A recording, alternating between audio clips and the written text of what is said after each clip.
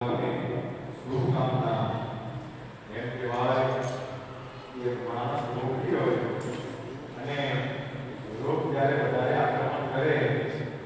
મૃત્યુનો ડર આવી જાય, ભય આવી જાય, પણ ગમે તેમ કરીને દવાખાને પહોંચી જાય તો ના એની દવા એ જાય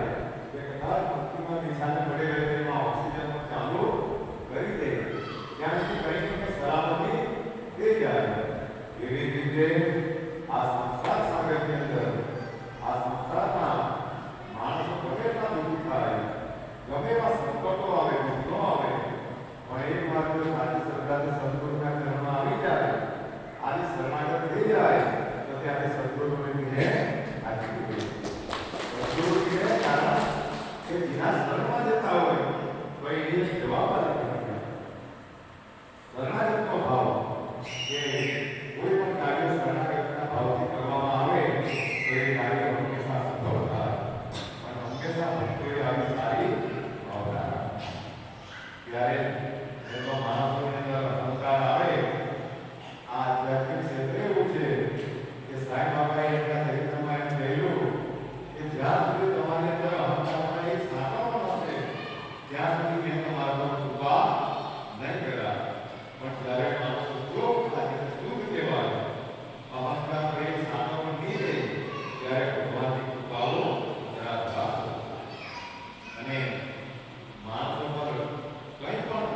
હાથમાં નહીં રહે, પણ ખાલી ને ખાલી એક પરમાત્માનું નામ માણસો પાસે સાથે રહે તો તેને આ સંસારમાં કંઈ ચિંતા કરવાની જરૂર એવું કહેવાય કે આ સૃષ્ટિ પર પહેલા કંઈ નહીં હતું, પણ ભગવાનનું મારી નામ એ ઓંકાર પ્રગટ કર્યું અને એ પ્રગટ થયું પછીથી બધી જ વસ્તુ પ્રગટ થઈ, પછીથી અન્ન એ પાણી જળ અગ્નિ એ બધું વસ્તુ પ્રગટ થયું. એમ આ સંસારની અંદર માણસો પર કંઈ નહીં કંઈ ખાલી માણસો પર ભગવાનનું નામ હોય તો તેની સાથે બધી જ વસ્તુની પાછળ આપણે બધી વસ્તુ પ્રગટ થાય. કારણ કે જ્યાં હરિના નામ લેવાય ત્યાં બધા જ દેવતાઓને કૃપા કરવી જ પડે. એટલા માટે વિષ્ણુ સહસ્ત્રની પોથી બધાને સમજાતા રહે આગળ હતું, કારણ કે આ એટલી મોટી પૂરી છે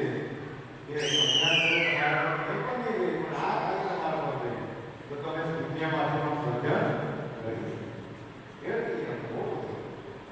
એટલા માટે જ્યારે માણસો જતા અને શિરડી સાંઈ બાબા પાસે જતા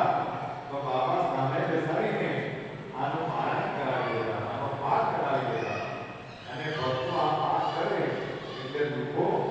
નીકળી જાય. ઘણી વાર બધા ભક્તો કહે અમારી ઘરે આમ કરતો છે,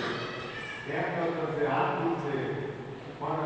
સંતો સાંઈ બાબાએ એ વાત કરેલી કે કુટુંબ પરિવાર સાથે પણ ઘરે આ શ્રદ્ધાથી આ પાઠ કરવામાં આવે તો જેમ એક જંગલની અંદર સિંહ કાળ નાખે, સિંહ ખાલી કાળ નાખે એટલે નાના નાના જીવજંતુઓ નાસી જાય, એવી જ રીતે ઘરે ખાલી ભગવાનના પાઠો કરે એટલા માટે આ બધા જે અસુરી શક્તિ છે એ ત્યાંથી નાસી જાય. પણ માનવની અંદર શ્રદ્ધા હોય, વિશ્વાસ હોવો જોઈએ ભગવાનના નામ પર, તો ત્યારે ભગવાનની કૃપાના દૂર નથી. આજે થોડો સમય વધારે થઈ ગયો છે તો આવતી 11 તારીખે સાંજે 5 વાગ્યે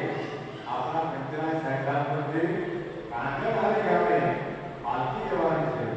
તો ધીરે ધીરે આજે એક ગુરુવાર આવે પણ એ ગુરુવારે કોઈ રહે નહીં રહે એટલા માટે એના ભક્તો ભાવથી આમંત્રણ આપી ગયા છે. તો 11 તારીખ અને શનિવાર બધા બાળકોને પણ રજા હશે,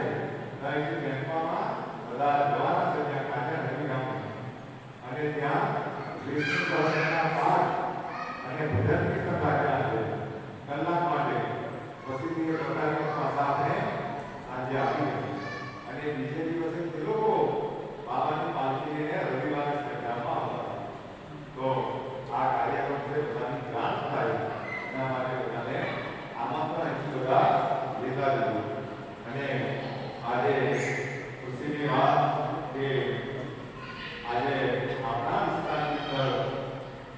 બાપુના પ્રમુખ માયા એવા સુનિલભાઈ